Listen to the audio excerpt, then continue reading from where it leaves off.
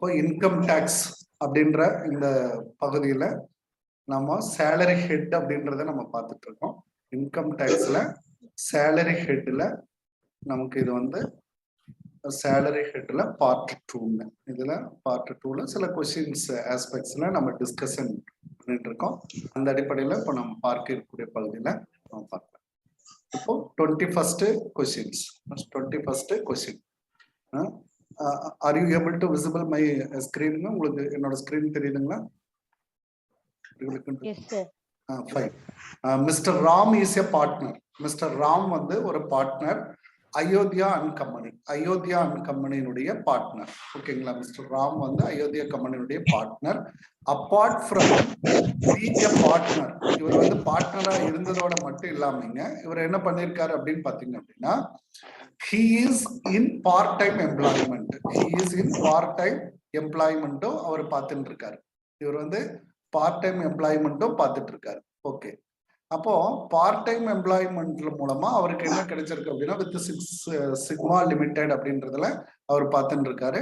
அதுல in this case இதுல remuneration received by him from Sigma limited. சிக்மாவில தான் இவர் பார்ட் டைம் ஜாபும் பார்த்துட்டு இருக்காரு. அப்போ இந்த கம்பெனில இவர் பார்ட்னர், நல்லா புரிஞ்சுக்கோங்க. அயோத்தியா கம்பெனில இவர் பார்ட்னரு, சிக்மா கம்பெனில இவர் பார்ட் டைம் எம்ப்ளாயி அப்படிதான் அர்த்தங்க. இவர் வந்து பார்ட் டைம் எம்ப்ளாயி அப்படின்னு நம்ம எடுத்துக்கலாம். அப்போ shall be charged to tax under the head of, இவர் ரிசீவ் பண்ணக்கூடிய இந்த சிக்மா லிமிடெட்ல இவர் ரிசீவ் பண்ணக்கூடிய இந்த அமௌண்ட் எந்த ஹெட்டின் கீழே நமக்கு இடம்பெறும் அப்படின்னு சொல்லி கேட்டிருக்கோம். எந்த ஹெட்டின் கீழே நமக்கு இடம்பெறும்? Option A salary, option B business and profession, other sources, option D capital gain. இது எப்படி கேட்டகரைஸ் பண்றீங்க? அப்படிங்கறத வந்துட்டு பார்க்கணும்னே பேசாம இருக்கேன். எதன் கீழே வருங்க? Salary sir. சேலரி.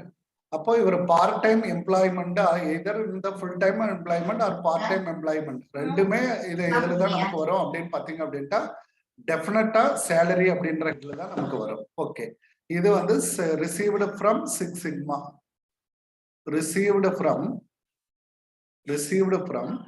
சிக்ஸ் சிக்மாங்க. அதாவது சிக்மா லிமிடெட்ல இவர் ரிசீவ் பண்ணக்கூடிய இது வந்து இதுல வரும், ரிசீவ்டு ஃப்ரம் சிக்மா. ஓகே, இப்போ இன்னொரு கொஸ்டின் உங்கள்கிட்ட நான் ரைஸ் பண்றேன். Mister Ram received from salary from Ayodhya company. In case Ayodhya கம்பெனில அவர் சேலரி வாங்கியிருந்தாருன்னா எந்த ஹெட்டின் கீழ? Profit and gains of business profit அதுல வரும். Okay, in case if in case நம்ம இதுக்காக ரிசீவ்டு சேலரி ஃப்ரம் பண்ணியிருந்தாரு அப்படின்னா ரிசீவ்டு சேலரி அயோத்தியா கம்பெனி அப்படின்னா எதுல வருங்க? அயோத்தியா கம்பெனி அப்படின்னா இதுல வரும். ஓகே, வேறு விதமாக வேற எந்த விதமா இந்த கேள்விகள் நேற்றைய வகுப்புல கூட இதை பத்தி நம்ம டிஸ்கஸ் பண்ணியிருந்தோம். இது தவிர அதர் சோர்சஸ்ல ஏதாவது ஒரு பார்ட் இந்த மாதிரி இதுல ஏதாவது ஒரு இன்கம் வருமா அதர் சோர்சஸ்லங்க? In case of partnership firm அப்படின்றப்போ அதர் சோர்சஸ் இன்கம் ஏதாவது ரைஸ் ஆகுமா இதுல?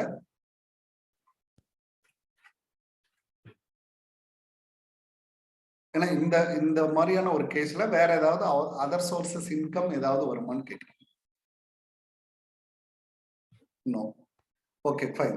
இந்த ரெண்டு தான் நம்ம மேஜரா புரிஞ்சுக்கணும். அப்போ salary received from his business அப்படின்றப்போ அது வந்து பிசினஸ் அண்ட் ப்ரொஃபஷன்லயும். அடுத்தா பார்த்தோம் அப்படின்னா செகண்ட் திங்க் என்ன அப்படின்னா பார்ட் டைம் ஜாப் அவர் ரிசீவ் பண்றாரு அப்படின்னா அது வந்து சேலரி ஹெட்லயும் நீங்க போடணும் அப்படின்றத கிளாரிட்டியா நீங்க வச்சிருக்கீங்க. It's excellent, correct. உங்களோட பாயிண்ட் ஆஃப் வியூல இது எவ்ரிதிங் இஸ் ஃபைன், சூப்பர். அடுத்து மோஸ்கின். இதுல வந்து மோசின் அவர் என்ன பண்றாரு? CEO from Assam tea limited. Assam tea லிமிடெட்ல ஒரு சிஇஓவாக இருக்காரு. His monthly salary 1 lakh. இவருக்கு 1 லட்சம் ரூபாய். வாய்ஸ் கொஞ்சம் பிரேக் ஆகுது சார். அட்ஜஸ்ட் பண்ணி. ஓகே, மிஸ்டர் மோசின் அப்படின்றது CEO from Assam limited. Assam tea company இல்லைங்க, அவர் வந்து சிஓவா இருக்காரு. மந்த்லி சேலரி 1 lakhங்க. During the years he surrendered salary 1 monthங்க. In this case he will be his salary எவ்வளவு இருக்கும், இவருடைய கிராஸ் சேலரி எவ்வளவு அப்படின்னு சொல்றாரு. இதுல வந்து ஒரு point 12 monthsக்கு 12 lakhs. 12 monthக்கு 12 lakhs. Very good, சூப்பருங்க. இந்த இடத்துல வந்து சரண்டர் சேலரி அப்படின்றதுக்கு என்ன மீனிங் பண்றீங்க? சரண்டர் சேலரி ஃபோர்கான் எடுக்கலாமா சார்? சரண்டர் சேலரிங்கிறது எப்படி எடுத்துப்பீங்க? நேத்து பார்த்தோம்ல சார், ஃபோர்கான் பண்றாங்க அப்படின்னு. ஃபோர்கான், ஓகேங்க ஓகேங்க. இது எப்போ வருமா? சரண்டர் சேலரிங்கிறது எப்போ வருங்க உங்களுக்கு? சரண்டர் சேலரி அப்படின்றது எப்போ வரும்? சரண்டர் சேலரி சரண்டர் பண்றோம் அப்படின்னா நம்ம திருப்பி கொடுக்குறோம் அப்படின்ற மாதிரி இந்த இடத்துல நீங்க எடுத்துக்கவே கூடாதுங்க. இந்த இன்கம் வந்து நீங்க ரிசீவ் பண்றீங்க அப்படின்றத இதனுடைய பொருளுங்க. இது எப்போ வரும் அப்படின்னு பாத்தீங்க அப்படின்னா, நீங்க கவர்மெண்ட் ஜாப்ல எல்லாம் வந்து உள்ள வர போறீங்க. அப்போ வந்து உங்களுக்கு வந்து என்ன ஆகும் அப்படின்னா, ஒரு வருடத்திற்கு 15 நாள் ஏர்னிங் லீவ் அப்படின்னு ஒண்ணு கொடுப்பாங்க. ஏர்னிங் லீவ் அப்படின்னு சொல்லி ஒண்ணு கொடுப்பாங்க. அதை நீங்க வந்து சேர்த்து வச்சுக்கலாம். அதை வந்து நீங்க என்ன பண்ணிக்கலாம், சேர்த்து வச்சுக்கலாம். அப்போ வருஷத்துக்கு 15 நாள் அப்படின்றது உங்களுக்கு வந்து ஆட் ஆகிட்டே இருக்கும். அப்போ வந்து நீங்க உள்ள வந்ததையும் உங்களுக்கு வந்து 2 வருஷம் ப்ரொஃபஷனரி பீரியட் கொடுத்துருவாங்க. அப்படின்னா 2 வருஷத்துக்கு நீங்க என்ன பண்ணக்கூடாது அப்படின்னா, தேவை ஏற்பட்டால் மட்டுமே இஎல்ல நீங்க எடுக்கணும். இல்லை அப்படின்னா நீங்க என்ன பண்ணக்கூடாது, எடுக்கக்கூடாது.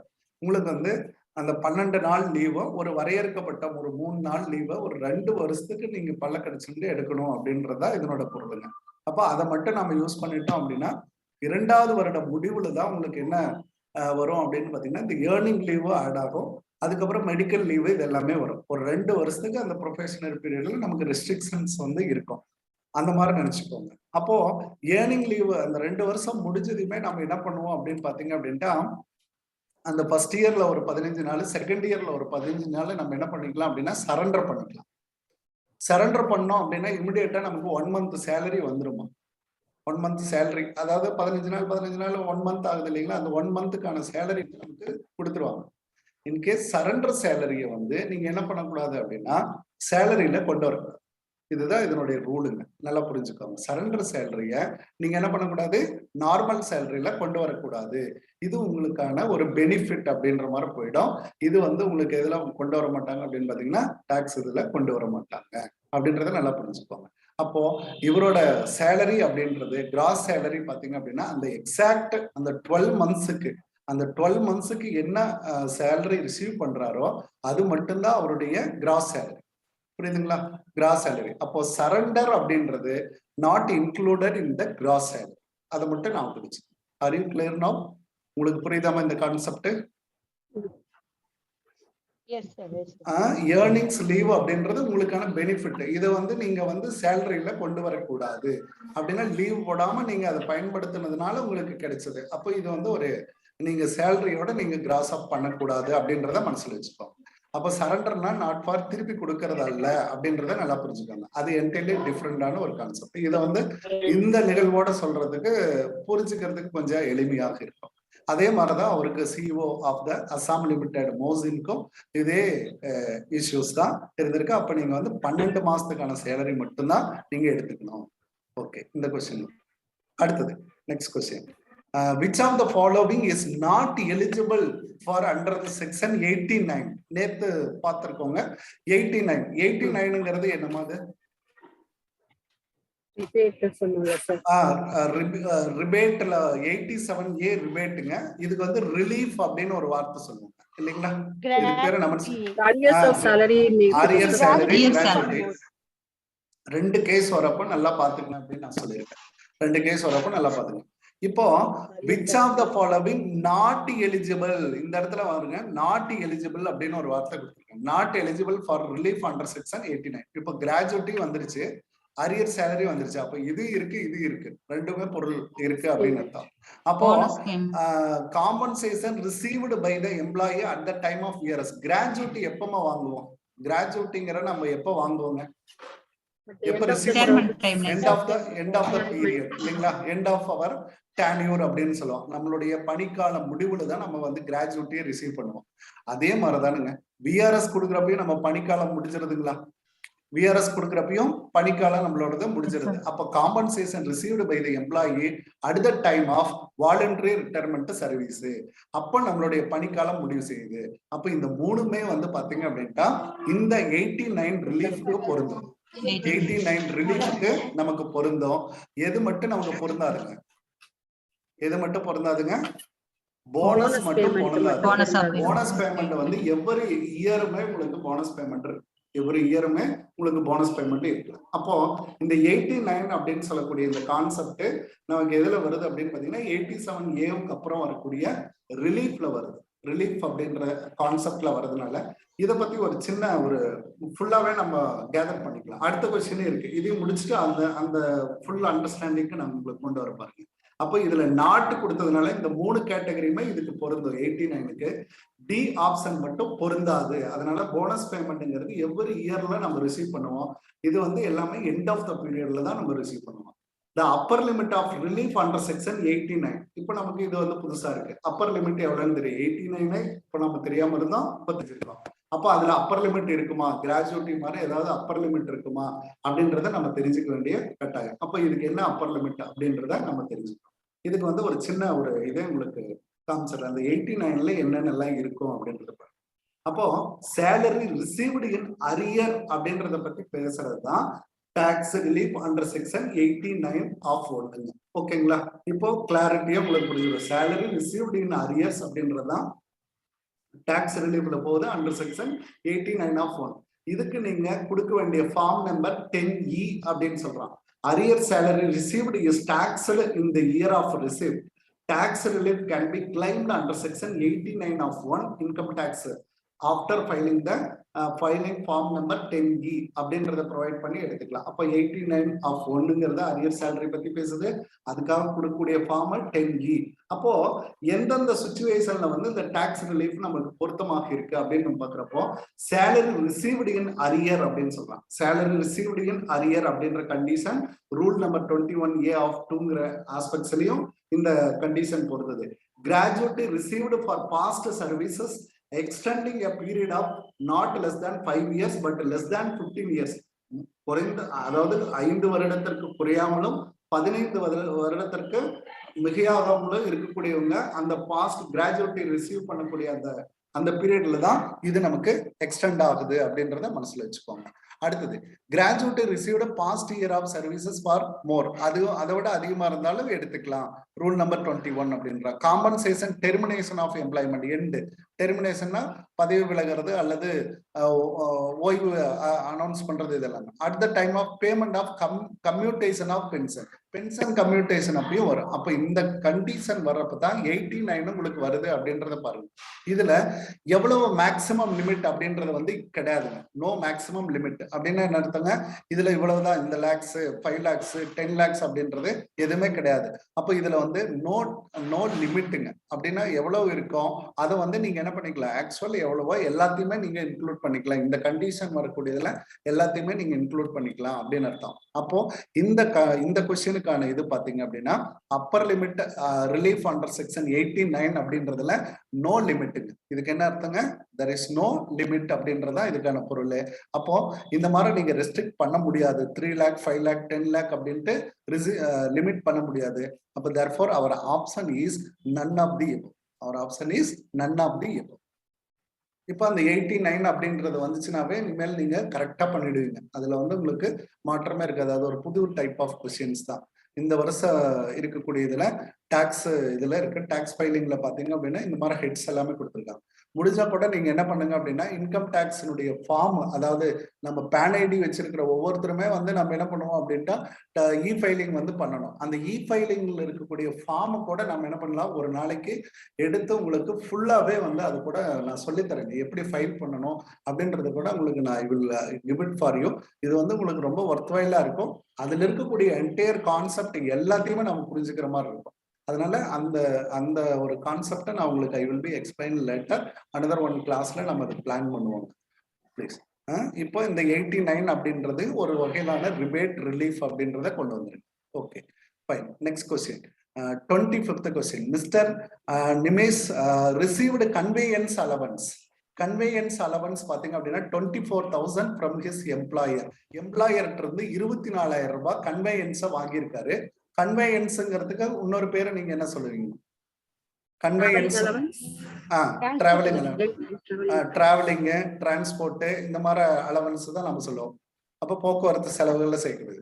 அவுட் ஆஃப் விச் இதுல இவ்வளவு 24,000 அவுட் ஆஃப் விச் அப்படின்னா அதில் அப்படின்னு அர்த்தம். அதுல அவர் என்ன பண்றாரு அப்படின்னா he spent 18,000 18,000 ரூபாய் அவரு ஸ்பெண்ட் பண்ணிடுறாரு on account of conveyance for office purpose. Office பர்பஸ்க்காக யூஸ் பண்ணிடுறாரு.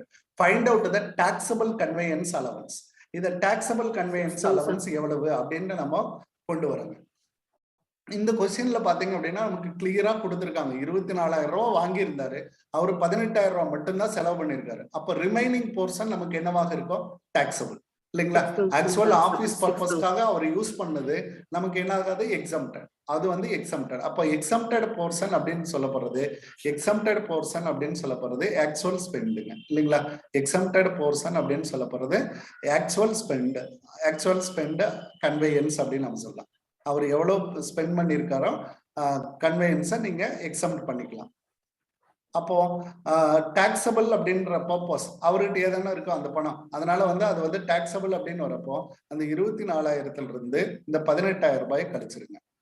அப்போ உங்களுக்கு 6,000 அப்படின்றது கிடைச்சிடும். ஓகே, இது ஒரு பக்கம் இருக்கட்டும். இது கூட நம்ம what is the maximum limit of taxable கன்வேயன்ஸுங்க, அதாவது எக்ஸம்டட் கன்வேயன்ஸுங்க எவ்வளவுங்க? மேக்ஸிமம் 19,200. வெரி குட் 19,200 ஃபார் எப்படி சொல்லாங்க? இது ஸ்பிளிட் பண்ணி சொல்லணும்னா எப்படி சொல்லுங்க?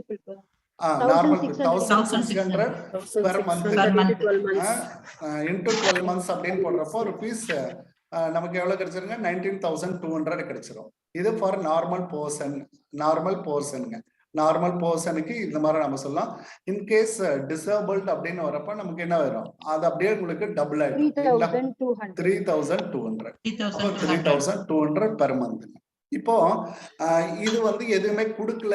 இந்த வந்து 18,000 ரூபாய் ஆக்சுவல் கன்வேயன்ஸ் வந்து அவர் ஸ்பெண்ட் பண்ணிருக்காரு அப்படின்ற ஒரு ஸ்டேட்மெண்ட் வந்து இந்த இடத்துல கொடுக்கல அப்படின்ற பட்சத்துல எவ்வளவு இது வந்து டாக்ஸபிளா வருங்க? இந்த क्वेश्चन அந்த அப்ரோச்ல பண்ணி பாருங்க. 24,000 minus 19,200. வெரி குட் மா, எக்ஸலென்ட். இப்போ இந்த ஸ்டேட்மெண்ட் மட்டும் உங்களுக்கு இல்லாம போச்சு அப்படின்னா உங்களுக்கு என்ன இருக்கும்? 24,000ல இருந்து நீங்க என்ன பண்ணிருக்கணும்? 19,200 நீங்க லெஸ் பண்ணிருக்கணும். மேக்ஸிமம் லிமிட் லெஸ் பண்ணிருக்கணும். அப்போ உங்களுக்கு 4,800 அப்படின்றது உங்களுக்கு டாக்ஸபிளா இருக்கும். இது வந்து டாக்ஸபிள்.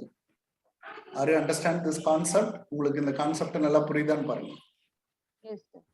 ஓகேங்களா? இப்ப நம்மளோட ஆப்ஷன்லயே அது இல்ல. இன்கேஸ் இருக்கக்கூடிய பட்சத்துல ஆக்சுவலா ஸ்பெண்ட் பண்ணிருக்கோமா அல்லது நம்ம மேக்ஸிமம் லிமிட் தாண்டி ஸ்பெண்ட் பண்ணிருக்கோமா அப்படின்றத நல்லா பாருங்க. அப்போ இந்த இடத்துல 18,000 ரூபாய் தான் அவர் ஆக்சுவலா ஸ்பெண்ட் பண்ணிருக்காரு அப்படின்றப்போ அதை தாண்டி மிச்சம் இருக்கிற எல்லாமே டாக்ஸபிளா வரும். அப்போ இந்த கொஸ்டினுக்கான ஆன்சர் பாத்தீங்கன்னா option D is correct. If in a case, if not given the 18,000 spent conveyance allowance for the office purpose அப்படின்ற இந்த ஸ்டேட்மெண்ட் இல்லாம பட்சத்துல நீங்க எவ்வளவுதான் டாக்ஸபிள் பண்ணுவீங்க? 4,800 பண்ணுவீங்க.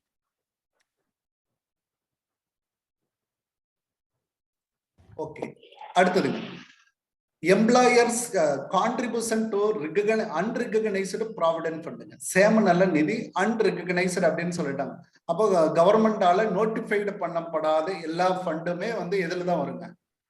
அன்ரிகனைஸ்டுல தான் வரும். அப்போ இதுக்கு எவ்வளவு அப்படின்னு சொல்லி கேட்டிருக்காங்க. Employer contribution unrecognized provident fund is exempt from tax, is taxable in case of 12% of salary employee, is exempt excess of 12% salary of employee. இதுல இங்க taxable இருக்கு, இங்க exempt இருக்கு. வார்த்தைகள் தான் ரொம்ப முக்கியங்க. கேர்ஃபுல்லா நோட் பண்ணி பாருங்க. is fully taxable in the hands of employee. இந்த நாள்ல எந்த ஆப்ஷன் வருங்க? Option D fully taxable. ஆமா, ஒரு டவுட்டோட தான் நீங்க போடுறீங்க இல்லைங்களா? ஒரு டவுட்டோட தான் Yes. போடுறேன். அப்போ இதுல வந்து என்ன நமக்கு என்ன வரல அப்படின்னா, இந்த recognised provident fund, unrecognised provident fund, இதை வந்து ஒரு இடத்துல நம்ம ஒரு கோர்வையா நம்ம பார்த்திருந்தா இஸ் குட் அப்படின்றது எனக்கு நல்லா தோன்றுறது. அப்போ இதை ஃபர்ஸ்ட் ஒரு ப்ரீ நாலேஜ் எடுத்துட்டு நம்ம again come back our question, மறுபடியும் நம்ம வருவோம். அப்போ நம்மளால ஏபிள் டு ஆன்சர் ஆர் நாட்டுங்கிறத நம்ம செக் பண்ணி பார்க்கலாம். இப்போ now we move into another one பார்ட்டுங்க. இப்போ ரெகனைஸ்டு ப்ராவிடன்ட், ஜென்ரலா ப்ராவிடன்ட் ஃபண்ட் அப்படின்ற ஏரியாவுக்கே நம்ம வந்துடலாங்க. ப்ராவிடன்ட் ஃபண்ட் அப்படின்னா என்னங்க? சேம நல நிதி. சேம நல நிதி நம்மளோட இதை வந்து நமக்கு என்ன பண்ணுவாங்க, சேலரியில ஒரு குறிப்பிட்ட போர்ஷனை பிடிச்சி வச்சுட்டே இருப்பாங்க. ப்ராவிடன்ட் ஃபண்ட், பிஎஃப் அப்படின்னு சொல்லி கான்ட்ரிபியூஷன் பண்ணிட்டே இருப்பாங்க. அதனுடைய டெர்மினேஷன் எண்ட் ஆஃப் த பீரியட்ல நம்ம அதை யூஸ் பண்ணிக்க சொல்லி நமக்கு கொடுப்பாங்க. இப்போ இது ஸ்டாச்சுட்டரி அப்படின்ற ஒரு வார்த்தை சொல்றோம். அப்போ ஸ்டாச்சுட்டரி அப்படின்ற வார்த்தைக்கு என்ன அர்த்தங்க? சட்டப்பூர்வ இல்லைங்களா? சட்டப்பூர்வ ப்ராவிடன்ட் ஃபண்ட் அக்கௌண்ட் அப்படின்னு கவர்மெண்டால நிர்ணயிக்கப்பட்டிருந்தா அது ஸ்டாச்சுட்டரி அப்படின்னு சொல்றோம். ஸ்டாச்சுட்டரி அப்படின்னு சொல்லப்படுறது employee contribution fund, employer contribution, ரெண்டு பேரும் நம்ம சொல்றோம் இல்லைங்களா? எம்ப்ளாயினா இது பணியாளர்களுடைய கான்ட்ரிபியூஷன், உங்களுக்கு கொடுக்கிற சம்பளத்துல இருந்து பிடிக்கிறது. இன்னொரு போர்ஷன் என்ன பண்ணுவார் அப்படின்னா எம்ப்ளாயர், முதலாளியினுடைய கான்ட்ரிபியூஷன். அப்போ முதலாளி எவ்வளவு கொடுக்கிறாரு, அப்போ இதுல 60-40 அல்லது 70-30 இந்த நாம்ஸை வந்து பிக்ஸ் பண்ணிக்கிறது அப்படின்னு அர்த்தம். அப்போ employee contribution to statutory provident fund அப்படின்னு நம்ம கொண்டு வரப்போ அதை வந்து நீங்க எங்க கொண்டு போயிடணும்னாக்கன்னு, deductions allowed under section 80C, உங்களோட சேலரியில பிடித்தம் செய்யக்கூடிய பகுதியை நீங்க எங்க கொண்டு போயிடணும்? 80C போயிட்டு நீங்க டிடக்ஷன் பண்ணிக்கலாம். Such a kind of savings அப்படின்னு அர்த்தம். இதுக்கு என்ன பொருளுங்க? நம்மளுடைய சேவிங்ஸ், கவர்மெண்ட்னால கட்டாயம் பிடித்தம் செய்யப்படக்கூடிய தொகை அப்படின்னு அர்த்தம். இது வந்து உங்களுக்கு உங்களோட மந்த்லி சேலரியில வந்து இந்த தொகையை வந்து பிடிச்சி வச்சிருவாங்க. ஒவ்வொரு மாசமும் நமக்கு என்ன பிடிச்சி வச்சுட்டு அதை கான்ட்ரிபியூஷன் சிபிஎஸ் ஃபண்ட் அப்படின்னு உங்களுக்கு சொல்லுவாங்க. உள்ள வந்ததுக்கு அப்புறம் உங்களுக்கு நல்லா புரியும், அதை பத்தி டீட்டெயிலா எல்லாமே கேதர் பண்ணிக்கணும். அப்போ இதுல பிடித்தம் செய்யக்கூடிய இந்த அமௌண்ட்டை நீங்க என்ன பண்ணுவீங்க? 80C கொண்டே காட்டணும். அப்போ 80Cங்கிறத நல்லா உங்களுக்கு மேக்ஸிமம் குவாலிஃபைங் அமௌண்ட் எவ்வளவு? இதுல 1,50,000ங்களா? 80C எல்லாம் சேர்த்து எவ்வளவுங்க மேக்ஸிமம் குவாலிஃபைங் அமௌண்ட்? மறந்துட்டீங்களாமா? 80C 80 ஆல் கைண்ட் ஆஃப் 1,50,000 1,50,000 கேட்டகரியில நீங்க என்ன பண்ணிக்கலாம்? இதையே சேர்த்துக்கலாம். இது வந்து உங்களுக்கு அவங்களா பிடிச்சு வைக்கக்கூடிய ஒரு வகையிலான சேவிங்ஸ் அப்படின்னு அர்த்தம். இதே வந்து முதலாளியிடம் இருந்து வரக்கூடிய contribution fund exempt from tax அப்படின்றாங்க. நல்லா புரிஞ்சுக்கோங்க. Employer contribution is exempt from tax, வரியில் இருந்து விலக்கு பெறுகிறது. அப்போ வரி விலக்கு பெறுகிறது அப்படின்னு அர்த்தம். நல்லா புரிஞ்சுக்கணும். இன்ட்ரெஸ்ட் இன்கம் இதுக்கெல்லாம் சேர்த்து ஒரு இன்ட்ரெஸ்ட் கொடுத்திருப்பாங்க. Interest of statutory provident fund, இந்த இன்ட்ரெஸ்ட் கொடுத்திருந்தாலும் அதுவும் வரி விலக்கு பெறுகிறது. நல்லா புரிஞ்சுதான்னு பாருங்க. அப்போ உங்களது மட்டும் என்னவா மாறிடுது? சேமிப்பாக மாறி 80C போயிடுது. இந்த ரெண்டுமே பாத்தீங்க அப்படின்னா உங்களுக்கு என்ன ஆயிடுதுங்க? வரி விலக்கு பெற்றுறது. ஈஸியா உங்களால புரிஞ்சுக்க முடியும். டாக்ஸா இருந்தாலும் எம்ப்ளாயர் கான்ட்ரிபியூஷனா இருந்தா முதலாளியினுடைய கான்ட்ரிபியூஷன் என்ன ஆயிடுதுங்க? வரி விலக்குக்கு போயிடுது. அவருடைய அதுக்கு கிடைக்கக்கூடிய இன்கம், அதாவது இன்ட்ரெஸ்ட் இன்கம், வட்டி அப்படின்னு நம்ம சொல்றோம் இல்லைங்களா? வட்டி, அந்த வட்டியும் நமக்கு என்ன ஆகுது அப்படின்னா வரி விலக்கு பெறுது. அப்போ எக்ஸம்டட்ல நீங்க கழிச்சிடலாம் அப்படின்னு அர்த்தம். இந்த வந்து நீங்க காட்ட தேவையில்லை அப்படின்னு அர்த்தம். ஆன் ரிட்டையர்மெண்ட், ஒருவேளை ஆர்பிஎஃப் வந்து ஆன் ரிட்டையர்மெண்ட், அதாவது ஸ்டாச்சுட்டரி ப்ராவிடன்ட் ஃபண்ட் ரிட்டையர்மெண்ட் அப்போ lump sum amount received by the employee is exempt. நீங்க எவ்வளவு கவர்மெண்ட்ல இருந்து நீங்க ரிசீவ் பண்றீங்களோ உங்களுக்கு டாக்ஸ்க்கே வராது. ஏன்னா உங்களுடைய சேமிப்பு, அதை தான் நீங்க திருப்பி வாங்குறீங்க, கவர்மெண்ட்டே கொடுத்து வச்சிருந்து வாங்குறீங்க. அதனால உங்களுக்கு என்ன வராதுங்க? இது டாக்ஸபிளுக்கு வராது. அப்போ அது ஃபுல்லாவே நமக்கு என்ன ஆயிரும்? எக்ஸம்டட் அப்படின்ற போர்ஷனுக்கு நமக்கு வந்துருங்க. எக்ஸம்ட் அப்படின்ற போர்ஷனுக்கு வந்துடும். ஓகே, இப்போ இந்த இடம் உங்களுக்கு நல்லா புரியுதாமா? இதே கான்செப்ட் தான் அடுத்தடுத்ததுல நமக்கு வரும். இந்த இடம் உங்களுக்கு நல்லா புரியுதாமா? அப்ப இதுல நாலு வகையான பிரிவுகளா கொண்டு வரோம். ஒண்ணு, பணியாளர் இடமிருந்து பிரிக்கக்கூடிய உங்களுக்கு கொடுக்குற சம்பளத்திலிருந்து ஒரு போர்ஷனை பிடிச்சிருவாங்க. அதே அளவுக்கான ஈக்குவல் போர்ஷனா அல்லது ஒரு கான்ட்ரிபியூட்டரி போர்ஷனை எம்ப்ளாயர்கிட்ட இருந்து பிடித்தம் செஞ்சு ரெண்டையுமே வச்சுக்குவாங்க.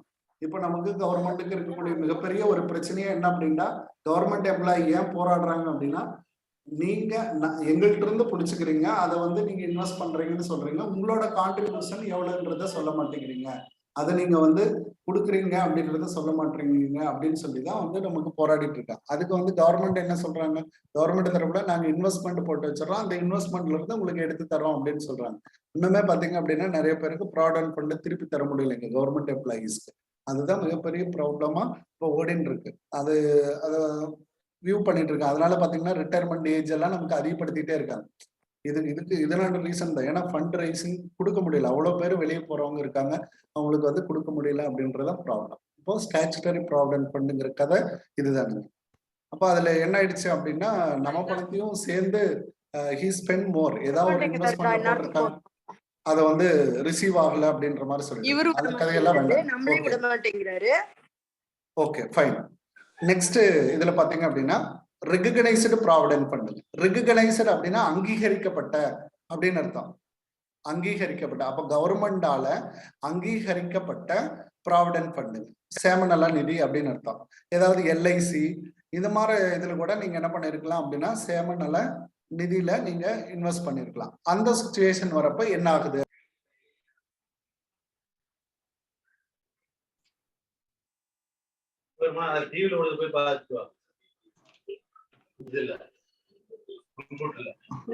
ஜஸ்ட் அதுக்குள்ள ஷேரிங் ஜஸ்ட்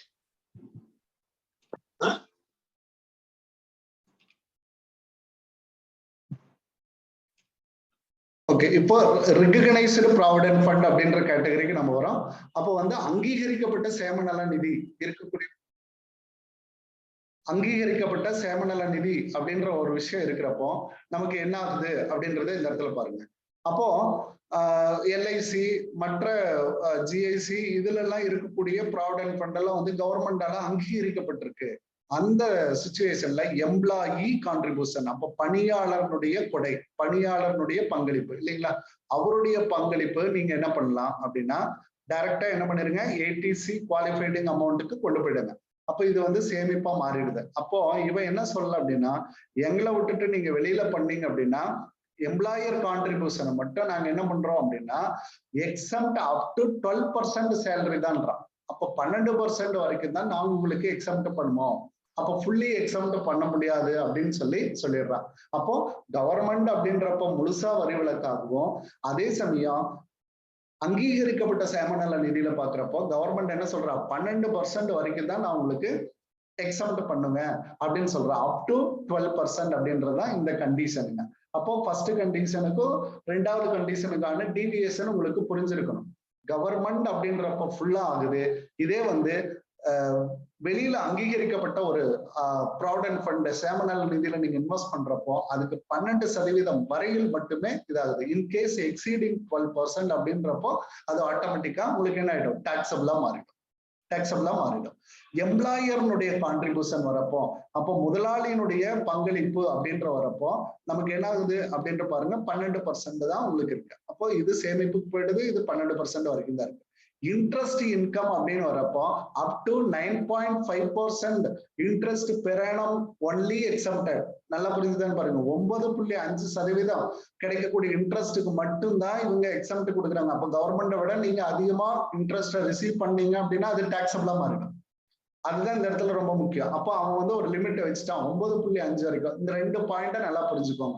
அப்போ வட்டி அப்படின்னா 9.5%, இதே வந்து எம்ப்ளாயர் கான்ட்ரிபியூஷன், எம்ப்ளாயர் முதலாளியினுடைய பங்களிப்புக்கு நீங்க என்ன பண்ணணும் அப்படின்னா 12% வைங்க அப்படின்னு சொல்றாங்க. அப்ப எம்ப்ளாயி கான்ட்ரிபியூஷன் பிரச்சனையே கிடையாது. எம்ப்ளாயி கான்ட்ரிபியூஷன் வந்து நமக்கு பிரச்சனையே கிடையாது, டைரக்டா வெளியப்படும்.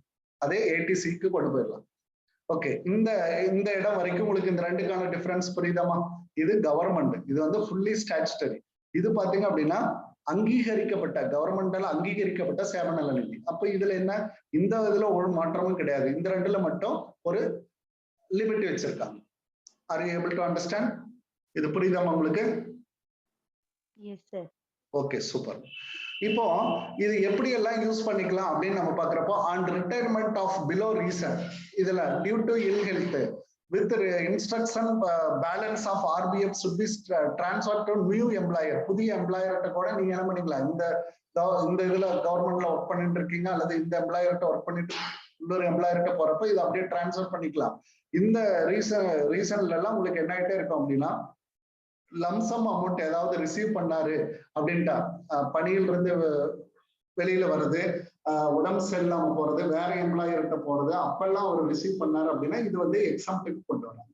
அந்த தருணங்கள்ல இது எக்ஸம்ப்ட். டெர்மினேஷன் பண்ணிடுறாங்க, ஷட் டவுன் ஆயிடுது. ஷட் டவுனுங்கிறப்போ வேற வழியே கிடையாது, அவர் இந்த சம்பளத்தை இதுல கான்ட்ரிபியூஷன் தான் அவர் யூஸ் பண்ணியே ஆகணும். அப்ப லம்சம் ஏதாவது ரிசீவ் பண்ணாருன்னா அது எக்ஸம்ப்ட். இதுலயும் லம்சம் ரிசீவ் பண்றப்போ பாத்தீங்கன்னா எக்ஸம்ப்ட் தான். இதுலயும் லம்சம் ரிட்டையர்மெண்ட் அப்போ லம்சம் வாங்குறப்போ எக்ஸம்ப்ட் தான் ஆகுது. ஒட்டுமொத்த தொகையை அவர் ரிசீவ் பண்றாரு எடுத்துக்கிறாரு அப்படின்றப்போ அது என்ன ஆகுது அப்படின்னா எக்ஸம்ப்ட் ஆகுது. இங்கேயும் பாத்தீங்கன்னா இந்தந்த ரீசன்ல இதாகிறப்ப இது, அல்லது retirement after 5 years of service, 5 வருஷத்துக்கு அப்புறம் நீங்க ரிட்டையர்மெண்ட் ஆனீங்களா லம்சம் ரிசீவ் பண்றப்போ எக்ஸம்ப்டட் ஆகுது. And retirement of before 5 years அப்படின்றப்போ service is not due to any of the above reason அப்படின்றப்போ the lump sum amount is received taxable. புரியுதுங்களா? 5 வருடத்துக்கு குறைவா நீங்க பணி செஞ்சிருந்தீங்க அப்படின்னா அப்போ சேமநல நிதியை நீங்க ரிசீவ் பண்றீங்க அப்படின்ற பட்சத்துல அது டாக்ஸபிளுக்கு போகுது. அப்போ டாக்ஸபிளுக்கு போறப்போ இது என்ன கால்குலேஷன்ல வந்துருது அப்படின்னு பாத்தீங்கன்னா சேலரி மாற நமக்கு வந்துருது அப்படின்னு. Is exemption of the employer contribution. ஒருவேளை employer contribution and interest will be withdrawn. அந்த ரெண்டு கண்டிஷனையும் வித்ட்ரான் பண்ணிக்கிறாங்க. அப்ப 2 பேருடைய கான்ட்ரிபியூஷனும் உங்களுக்கு என்னவா மாறிடுது? டாக்ஸபிளா மாறும். 2 பேருடைய கான்ட்ரிபியூஷனுமே உங்களுக்கு டாக்ஸபிளா மாறிடுது, வித்ட்ரான். அப்போ வித்ட்ரான் விலக்கிக்கிறாங்க. அப்போ கண்டிப்பா வந்து இந்த சேமநல நிதியில வந்து அன்ரெகனைஸ்டு ப்ராவிடன்ட் ஃபண்டுக்கு நீங்க போறப்போ ரெகனைஸ்டு ப்ராவிடன்ட் ஃபண்டுக்கு போறப்போ உங்களுக்கு என்ன ஆகுது அப்படின்னா ஒரு சில ரெஸ்ட்ரிக்ஷன்ஸ் இருக்கு அப்படின்றத மட்டும் பாத்துக்கோங்க. இந்த மினிமம் 5 வருஷம் ஒர்க் பண்ணணும். அந்த 5 வருஷத்துக்கு குறைவா இருக்கிறப்போ வித்ட்ரான் பண்றப்போ நமக்கு டாக்ஸபிளா மாறிடுது. வித்ட்ரான் பண்ணலாம் ஆஃப்டர் 5 வருஷத்துக்கு அப்புறம் பாத்தீங்க அப்படின்னா அந்த கண்டிஷன் எல்லாம் வரப்போ நமக்கு என்ன ஆகுது அப்படின்னா லம்சம் அமௌண்ட் எக்ஸம்ப்ட் ஆகும். இதே வந்து அன்ரெகனைஸ்டு ப்ராவிடன்ட் ஃபண்ட் மூணாவது கேட்டகரி வந்து அங்கீகரிக்கப்படாத ப்ராவிடன்ட் ஃபண்ட், அங்கீகரிக்கப்படாத சேமநல நிதி, அங்கீகரிக்கப்படாத சேமநல நிதி. இந்த கண்டிஷன் வரப்போ எம்ப்ளாயி கான்ட்ரிபியூஷன் பாருங்க எதுவுமே கிடையாது, 80Cக்கு எங்கேயுமே போகாதுங்க. அப்ப டைரக்டா உங்களுக்கு என்ன ஆயிடுதுங்க? எக்ஸம்ஷன் கிடையாது, எல்லாம் சேலரியா தான் கன்சிடர் பண்ணப்படுங்க. இது எல்லாமே வந்து பாத்தீங்க அப்படின்னா டாக்ஸ் ப்ரொவிஷனே கிடையாது. இன்கம் டாக்ஸ் எல்லாம் அந்த 80C கூட குவாலிஃபை ஆகுது. அப்ப டைரக்டா எல்லாமே டாக்ஸபிளுக்கு போகுது அப்படின்னு இருக்கு. எம்ப்ளாயர் கான்ட்ரிபியூஷன் அப்படின்றது எக்ஸம்ட் ஆகுது. பாருங்க, எம்ப்ளாயர் சம்பளம் கொடுக்குறவங்களுக்கு எக்ஸம்ட் ஆகுது. அதனுடைய இன்ட்ரெஸ்ட் இன்கம் எக்ஸம்ட் ஆகுது, இன்ட்ரெஸ்ட் இன்கமும் எக்ஸம்ட் ஆகுது. அப்போ ஸ்டாச்சுட்டரி மாற இவங்க 2 பேருக்கும் என்ன கிடைக்குது அப்படின்னா அதே ரிலீஃப் கிடைக்குது. ஆனா இதுக்கு மட்டும் டாக்ஸபிளா மாறிடுது. No exempted provision or contribution provisions அப்படின்னு நம்ம சொல்றோம். The amount received on retirement, employee contribution வந்து taxable மாறிடுது. அப்போ interest of the employee contribution taxable under the head of income from other sources. இந்த இடம் நமக்கு ரொம்ப முக்கியம் பாருங்க. அன்ரெகனைஸ்டு ப்ராவிடன்ட் ஃபண்ட்ல இருக்கிறப்போ அந்த இன்ட்ரெஸ்ட்டை ரிசீவ் பண்ணீங்கன்னா எங்க போயிருது? அதர் சோர்சஸ் இன்கமுக்கு போயிடுது. அப்போ இது வந்து 5வது கட்டுல கொண்டு போயிட்டு 5th கட்டுல கொண்டு போயிட்டு நம்ம என்ன பண்றோம்? டாக்ஸபிள்ல கொண்டு வந்துடும். எம்ப்ளாயர் கான்ட்ரிபியூஷன் ஃபுல்லாவே நமக்கு என்ன வருது? சேலரியில வந்துட்டு கான்ட்ரிபியூஷன் ஆயிருது. இன்ட்ரெஸ்ட் ஆன் எம்ப்ளாயர் கான்ட்ரிபியூஷன் அப்படின்னு சொல்லப்படுறது சேலரி கட்டுல நமக்கு என்ன ஆகுது? டாக்ஸபிளாவும் மாறுது. அப்போ அன்ரெகனைஸ்டு ப்ராவிடன்ட் ஃபண்டுங்கிறது வெரி குரூசியல் தான். அவங்க வந்து எந்த ஒரு டாக்ஸ் பெனிஃபிட்டும் நமக்கு கொடுக்கறது இல்லை அப்படின்றத இதனுடைய பொருள். இது இன்னொரு கேட்டகரி இருக்கு. அதுல என்ன அப்படின்னா பப்ளிக் ப்ராவிடன்ட் ஃபண்ட், பொது ப்ராவிடன்ட் ஃபண்ட் அப்படின்றப்போ கான்ட்ரிபியூஷன் எல்லாமே பங்களிப்பு எல்லாமே பாத்தீங்கன்னா அலௌட் டு 80Cல நமக்கு வந்துடும். Interest income exempt from tax, interest income exempt from tax அப்படின்றத ஜெனரலா சொல்லிட்டாங்க பப்ளிக் ப்ராவிடன்ட் ஃபண்ட். அப்ப நீங்க நல்லா பார்த்துக்க வேண்டியது என்ன அப்படின்னா இந்த கண்டிஷன்லாம் அன்ரெகனைஸ்டு வரப்போ நமக்கு எந்த ஒரு பெனிஃபிட்டுமே கிடையாது. அதே சமயம் எம்ப்ளாயியாக இருக்கிறப்போ அதே மாதிரி ரெகனைஸ்டு அப்படின்னு வரப்போ இந்த 12% 9.5% இன்ட்ரெஸ்ட் தரணுங்கிறத நல்லா கிளியரா மைண்ட்ல வச்சுக்கணும். இப்ப இது தொடர்பான கேள்விகள் தான் இங்க உங்களுக்கு போஸ்ட் பண்ணிருக்கேன். இப்ப now we move into our questions part. நம்மளோட கொஸ்டின்ஸ் பார்ட்டுக்கு நம்ம போறோம். இப்ப employer contribution to unrecognised provident fund, unrecognised அப்படின்ற ஒரு வேர்டு வரப்போ இந்த இடத்துல மூணாவது கேட்டகரிக்கு நம்ம வந்துடுறோம். ஃபர்ஸ்ட் ஸ்டாச்சுட்டரி, செகண்ட் பாத்தீங்க அப்படின்னா ரெகனைஸ்டு, தேர்டு பாத்தீங்க அப்படின்னா அன்ரெகனைஸ்டு அப்படின்ற கேட்டகரியில வந்துட்டோம். இப்ப எம்ப்ளாயர் கான்ட்ரிபியூஷன் நமக்கு என்ன ஆகுதுங்க? exempt from tax, fully exempt from tax. Exempt From Tax. tax. First is exempt from tax. exempt from tax. சூப்பருங்க. இந்த இது வந்து கிடையாது சார், நான் தான் மிஸ்டேக். இது வந்து correct. Is exempt from tax. இந்த கேட்டகரியில வந்துடும். அன்ரெகனைஸ்டு ப்ராவிடென்ட் ஃபண்ட் வரப்ப பாருங்க, employer contribution is exempt from tax. இந்த இதுதான் நம்மளுக்கான கொஸ்டின்ஸா கேட்டிருக்கான். இதுதான் கொஸ்டின் கேட்டிருக்கான். இதே வந்து பப்ளிக் சாரி ரெகனைஸ்டு ப்ராவிடென்ட் ஃபண்டா இருந்தா நமக்கு எவ்வளவு வரும்? Up to extent of 12% salary.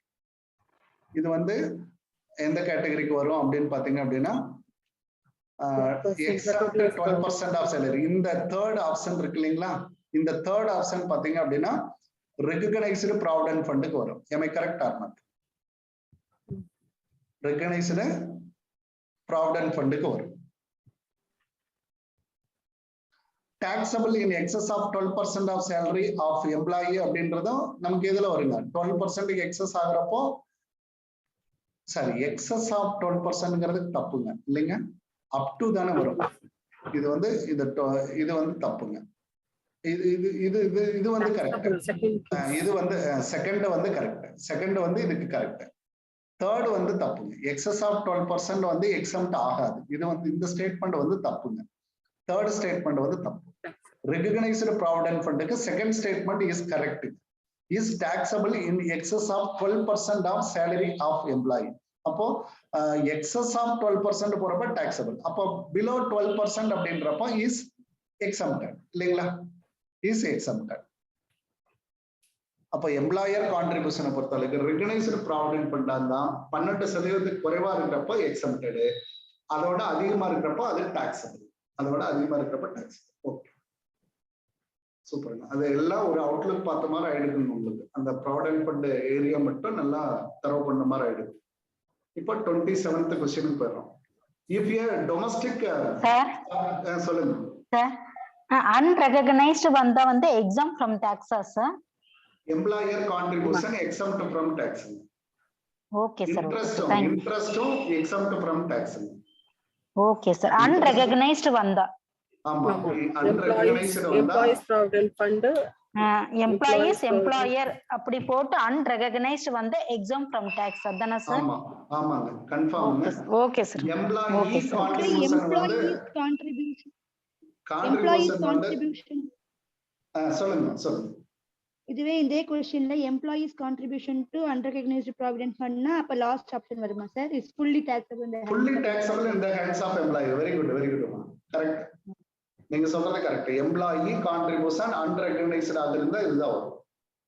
Fully taxable employees contribution அன்ரெகனைஸ்டுல வரும். அன்ரெகனைஸ்டு பிஎஃப் அப்படின்றப்ப இதுதான் வரும். Thank you sir. இப்ப நல்லா அந்த கேட்டகரியை நல்லா பிடிச்சுக்கோங்க. Okay super. இப்ப மறுபடியும் ஃபர்தரா क्वेश्चंस வரப்ப மறுபடியும் டிஸ்கஸ் பண்ணுவாங்க. If your domestic servant is engaged by the employer and salary is paid by him is the perquisite. Perquisite அப்படின்னா வசதிகளை செஞ்சு கொடுக்கிறது. எம்ப்ளாயரால செய்து கொடுக்கக்கூடிய வசதிகள் அப்படின்னு சொல்றாரு. அப்போ வீட்டு வசதி செஞ்சு கொடுக்கறது, பர்மிஷன் செஞ்சு கொடுக்கறது, இந்த மாதிரி எல்லாம். அப்போ வந்து வீட்டு வேலைக்கு ஒரு டொமஸ்டிக் சர்வெண்ட்டை வந்து என்கேஜ் பண்ணியிருக்காரு எம்ப்ளாயரு. Salary paid by him. அப்ப எம்ப்ளாயர் தான் பெய்ட் பண்றாரு. நல்லா புரிஞ்சுக்கோங்க, எம்ப்ளாயர் தான் பெய்ட் பண்றாரு. இப்போ முதலாளி தான் பெய்ட் பண்றாரு. அப்போ இது வந்து பர்குசிஸ்ட் அப்படின்னு சொல்லிடலாம். இது வந்து எம்ப்ளாயரால் கொடுக்கப்படக்கூடிய பர்குசிஸ்ட் அப்படின்னு நம்ம சொல்லிடலாம். அப்போ இது வந்து என்ன ஆகும்? Taxable in the hands of all employees or not taxable. இது டாக்ஸ் கிடையாது. Taxable in the hands of specified employee only. அடுத்தது not taxable up to 500 per month per servant அப்படின்னு சொல்லி ஒரு விஷயம் கொடுத்துருக்காங்க. அப்ப இந்த கேட்டகரியில எது நமக்கு வரும்? Option C sir, taxable in the hands of specified employees only. எந்த எம்ப்ளாயிக்கு வந்து நீங்க என்ன கொடுக்குறீங்க, வசதிகளை செஞ்சு கொடுக்குறீங்களோ அந்த வசதியை வந்து பெர்குசிஸ்டாக அந்த எம்ப்ளாயின் மேலதான் நீங்க டாக்ஸபிளுக்கு கொண்டு வரணும். அந்த எம்ப்ளாயின் மேலதான் டாக்ஸபிளுக்கு கொண்டு வரணும். அப்ப இதெல்லாம் யாரு கொடுப்பாங்க? இதெல்லாம் முதலாளி வந்து யாருக்கு ஒரு ஹையர் அபிஷியல், இப்போ டைரக்டர், சிஇஓ இந்த மாதிரி இருக்கிறவங்களுக்கு எல்லாம் இந்த மாதிரி ஃபெசிலிட்டி பண்ணி கொடுத்தாதான் அவங்க இருப்பாங்க. அப்போ அவங்களுக்கு கொடுக்கக்கூடிய அந்த சேலரி, அந்த சர்வெண்ட்டுக்கு கொடுக்கக்கூடிய சர்வெண்ட் மேடு இவங்களுக்கு எல்லாம் கொடுக்கக்கூடிய அது எல்லாமே பாத்தீங்க அப்படின்னா எம்ப்ளாயரால தான் அது செலுத்தப்படும். ஆனாலுமே கூட அது டாக்ஸபிள் யாருடைய பேர்ல இருக்கும் அப்படின்னா அந்த ஸ்பெசிஃபைடு எம்ப்ளாயின் பேர்ல தான் டாக்ஸபிள். இது வந்து perquisite taxable in the hands of employee. அப்போ taxable in the hands of specified employee. இந்த சர்வீஸை யாரு ரிசீவ் பண்றாரோ அவருக்கு தான். அப்போ option C is correct. Option C is correct. அப்ப taxable in the hands of all employees சொல்லக்கூடாது. எல்லா எம்ப்ளாயிஸுக்கும் மேலேயே எப்படி டாக்ஸ் போட முடியும்? அப்ப அந்த சர்வீஸ் அவர் யூஸ் பண்ணவே இல்லையா? அதர் எம்ப்ளாயிஸ் வந்து அவர் யூஸ் பண்ணாதவர் எப்படி அதை கட்டுவார், டாக்ஸை கட்டுவார்? அது கிடையாது. Not taxable at all, exempted அப்படின்றாங்க, அதுவும் தப்பு. அடுத்து not taxable up to 500 per month per servant அப்படின்றாங்க. ஒரு சர்வெண்ட்டுக்கு 500 ரூபாய் இருக்குது எக்ஸ்டெண்டட் அப்படின்றாங்க. அது மாதிரிலாம் கிடையாது. அப்ப சர்வெண்ட்டுக்கான சேலரி அவர் கொடுக்குறப்ப எவ்வளவு கொடுத்துருக்காரோ அந்த சேலரியை வந்து டாக்ஸபிள் அந்த எம்ப்ளாயினுடைய டாக்ஸபிள்ல கொண்டு போயிடும். அடுத்தது அஸ்யூமிங் தட், இந்த கொஸ்டின் பாருங்க 28th question. Assuming the rate of interest on employer's contribution recognized provident fund 12.5% per annum, 12.5% அப்படின்றாங்க. தென் நமக்கு ஆப்ஷன் என்ன சொல்றாங்க பாருங்க. நமக்கு வந்து RPF இருந்தா எவ்வளவு மட்டும் தான் எலிஜிபிளுங்க? 12% தான் எக்ஸப்ட் லிமிட் இல்லைங்களா? ரெகக்னைஸ்டு ப்ராவிடென்ட் ஃபண்டா இருந்தா 12% தான் எக்ஸப்ட் லிமிட். எம்ஐ கரெக்டா நாட்டுங்க? சரி, இது ஒரு இதை வச்சுட்டு இப்ப நம்மளோட ஆப்ஷன் படிக்கலாம். த என்டையர் இன்ட்ரெஸ்ட் அப்படின்றா இந்த இடத்துல வந்து இன்ட்ரெஸ்ட் வர்றதுனால இது வந்து அமௌண்ட் 12%. அப்ப இன்ட்ரெஸ்ட் அப்படின்ற கேட்டகரி வரப்போ இந்த இடத்துல நம்ம என்ன எடுத்துக்கணும்? 9.5% எடுத்துக்கணும். Okay, now the rate of interest employer contribution RBF. The entire interest accrued, எவ்வளவு வந்து இன்ட்ரெஸ்ட் கூடி உள்ளதோ, கூடிய அந்த வட்டி எல்லாமே என்டையர் முழு கூடிய வட்டி அனைத்தும் ஹேண்ட்ஸ் ஆஃப் எம்ப்ளாயிட்ட டாக்ஸபிளாக மாறுங்க. எல்லாமே டாக்ஸபிளா மாறிடும். ஓகே, ஆனா நம்மளுடைய கான்செப்ட் படி என்னங்க 9.5% வரைக்கும் நீங்க எக்ஸம்ட் பண்ணிக்கலாம் அப்படின்றதான் இந்த கேட்டகரி. 9.5% வரைக்கும் ரெகனைஸ்டு ப்ராவிடென்ட் ஃபண்ட்ல நீங்க என்ன பண்ணிக்கலாம்? டாக்ஸ் கட்ட தேவையில்லை. எக்ஸீடிங் அப்படின்றத நமக்கான டாக்ஸ். இப்போ நம்ம அடுத்த ஆப்ஷனையும் படிச்சிருவோம். Total interest accrued is exempt in the hands of employee. அப்போ எவ்வளவு இன்ட்ரெஸ்ட் வந்தாலும் நீங்க எக்ஸம்ட் பண்ணிக்கலாம் அப்படின்னு சொல்லலாம்.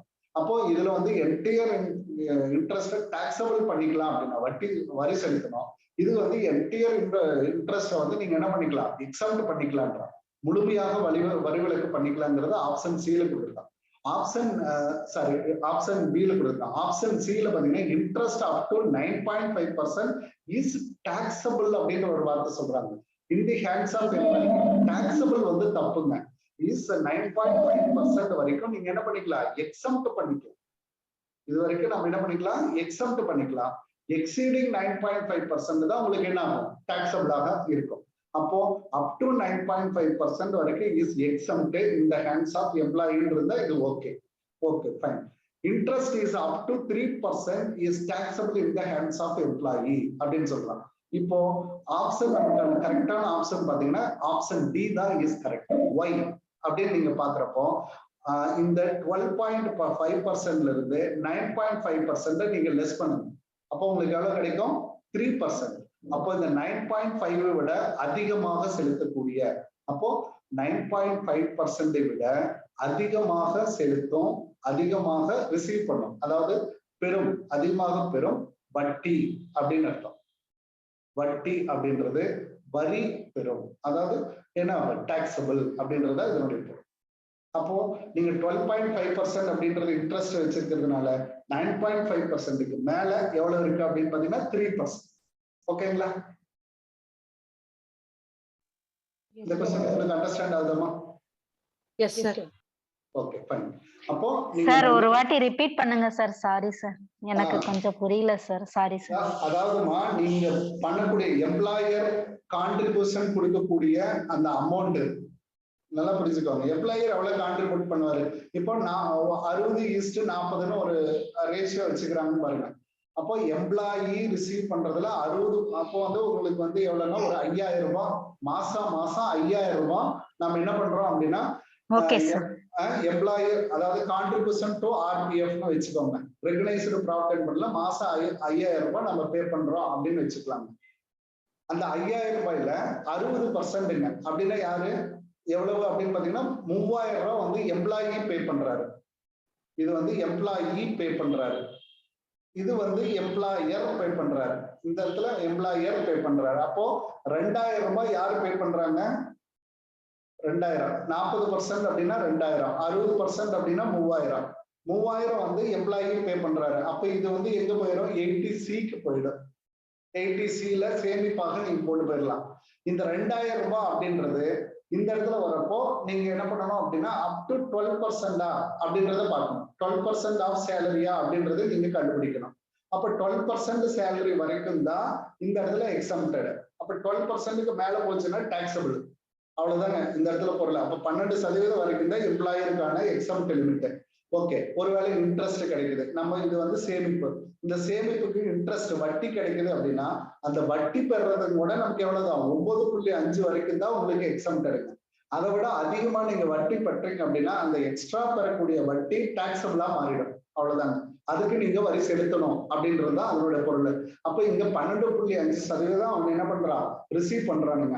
அப்போ 9.5%க்கு மேல எவ்வளவு இருக்குன்னு பாக்குறப்போ 10.5, 11.5, 12.5. அப்போ 3% கூடுதலா வட்டியை ரிசீவ் பண்ணியிருக்கான். அப்போ கூடுதலா பெற்ற அந்த வட்டி இந்த இடத்துல டாக்ஸபிளாக மாறும்.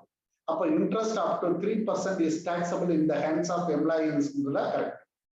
அப்போ இதுல எல்லாத்துலயும் பாத்தீங்கன்னா ஒவ்வொரு சின்ன சின்ன தவறுகள் இருக்கு இல்லைங்களா? ஆப்ஷன் ஏல ஒரு தப்பு இருக்கு. அக்ரூட் முழு வட்டியும் டாக்ஸபிள் அப்படின்றது தப்பு. அடுத்தது முழு வட்டியும் எக்ஸம்ட் அப்படின்றதும் தப்பு. செகண்ட் ஆப்ஷன் பியும் தவறு. அப்போ முழு வட்டியும் டாக்ஸபிள்ங்கிறது தப்பு, முழு வட்டியும் எக்ஸம்ட்ங்கிறது தப்பு. அப்ப 9.5 வரைக்கும் is taxable in the hands of எம்ப்ளாயிங்கிற அது தப்பு. 9.5 வரைக்கும் எக்ஸம்ட் தான் கரெக்ட். அதுதான் இந்த இடத்துல. அப்போ இது லீட்ஸ் ஃபார் 9.5 அப்படின்றப்போ அது மிச்சம் இருக்கக்கூடிய 3%. இதெல்லாம் கொஞ்சம் சூப்பரான கொஸ்டின். நல்லா அந்த கான்செப்ட் நீங்க அண்டர்ஸ்டாண்ட் பண்ணியிருந்தீங்க அப்படின்னா அழகா போகும். இது மாதிரி எல்லாம் கேட்டா என்ன பண்றது? கேட்பாங்க, இப்படிதான் கொஸ்டின்ஸ் நமக்கு ரைஸ் பண்ணுவாங்க அப்படின்னு நினைச்சுக்கிட்டே எல்லா விஷயத்துலயும் நம்ம என்ன பண்ணணுங்க கிளியரா இருக்கணும். இப்ப இன்னைக்கு என்ன ஆயிடுச்சு, இந்த வகுப்புல நம்ம என்ன பண்ணிருக்கோம், ரெகனைஸ்டு ப்ராவிடென்ட் ஃபண்ட், எந்த ப்ராவிடென்ட் ஃபண்ட் வந்தாலும் நம்மளால ஆன்சர் பண்ண முடியும். அந்த அளவுக்கு நம்ம ஒரு விஷயத்த அண்டர்ஸ்டாண்ட் பண்ணிட்டோம். இதுதான் திருப்தி. இப்படிதான் சின்ன சின்ன விஷயங்களை படிச்சு திருப்தி ஆயிக்கணும். இந்த திருப்தி தான் உங்களை ஜெயிக்க வைக்கும். ஒவ்வொரு சின்ன சின்ன விஷயங்களா ஒவ்வொரு நாளும் புதுசா கத்துக்கணும். கத்துக்கிற விஷயங்கள் நீங்க இவ்வளவு எஃபோர்ட் எடுத்து நீங்க கத்துக்கிட்டீங்கன்னா டெஃபினட்டா நீங்க பாஸ். அதுல எல்லாம் ஒன்றும் மாற்றமே கிடையாது. நாலேஜ் தான் பேசும். நாலேஜ் தான் உங்களுக்கு அங்க சப்போர்ட் பண்ணும். வெறும் மெட்டீரியல், வெறும் நம்ம ரீட் பண்றேன் அப்படின்னால அதெல்லாம் உங்களை வந்து doesn't matter for your 3 hours for your examination. அந்த 3 மணி நேரத்துல உங்க நாலேஜ் மட்டும்தான் பேசும். உங்களோட மக்கப்பு அந்த இடத்துல பேசவே பேசாது. அதனால நல்லா சந்தோஷமா எடுத்து படிங்க. இந்த விஷயத்த நான் தெரிஞ்சுக்கிறேன் அப்படின்ற மாதிரி எடுத்து படிச்சு இந்த வீடியோ மறுபடியும் நீங்க கேட்கிறப்போ ஒரு குறிப்புகள் எழுதுவீங்க. புரியுதுங்களா? அந்த இடத்துல ஒரு குறிப்புகள் எழுதுவீங்க. நம்ம மெட்டீரியல் இல்லாம போயிருந்தா கூட இந்த விஷயங்கள் எல்லாம் அந்த இடத்துல எழுதி வைங்க. அது இன்னும் பெருசாகும். மறுபடியும் அடுத்த எக்ஸாம் வரப்ப நம்ம குயிக்கா இதையெல்லாம் ரிவைஸ் பண்றதுக்கு ஒரு வாய்ப்புகள் ஆகும். உங்களுக்கு உங்களோட மைண்ட் ஈஸியா அண்டர்ஸ்டாண்ட் பண்ணிக்க. Okay, fine, super. இப்போ ஓவராலா உங்களுக்கு அந்த ப்ராவிடென்ட் ஃபண்ட் ஏரியா வந்து கிளியர் ஆயிருக்கும் அப்படின்னு நினைக்கிறேன். இப்போ நம்மளுடைய அடுத்த இதுக்கு போகணும். Meaning of term salary. Salary அப்படின்றதுடைய மீனிங், அதாவது அதனுடைய அர்த்தம் எந்த செக்ஷன்ல கொடுக்கப்பட்டிருக்கு அப்படின்னு சொல்றாங்க. எந்த செக்ஷன்ல கொடுக்கப்பட்டிருக்கும் பாருங்க. சின்ன கேள்விதான். 17.1. ஏன்னா B sir 15. 17.1 sir. 17.1ல தான் வந்து 17.1 sir. மீனிங் வந்து 17.1 sir. 17 of 1ங்கிறத correct. இதுதான் கரெக்டான answer. The term salary does not include. சேலரியில் இடம்பெறாதது எது? இதெல்லாம் பேசிக் கொஸ்டின். இப்படிதான் கேட்பாங்க. திடீர்னு பென்ஷன் வர rendering professional service. wages, Sir, 70 pension, received rendering professional service. Baby மா நீங்க என்ன சொல்றீங்க? Fees received for Section entering 15 வராதா? 17(1) pension வராதா? Option D, sir. Pension. Wages, sir. D, sir. Pension 73 provincial yearly salary.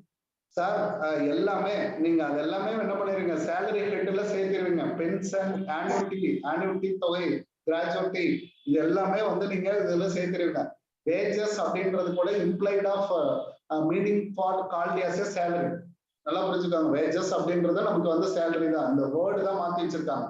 அப்ப இது எது வராது அப்படின்னு பாத்தீங்கன்னா, இந்த மூணுமே பாத்தீங்க அப்படின்னா சேலரிங்கிற ஹெட்ல வரும்.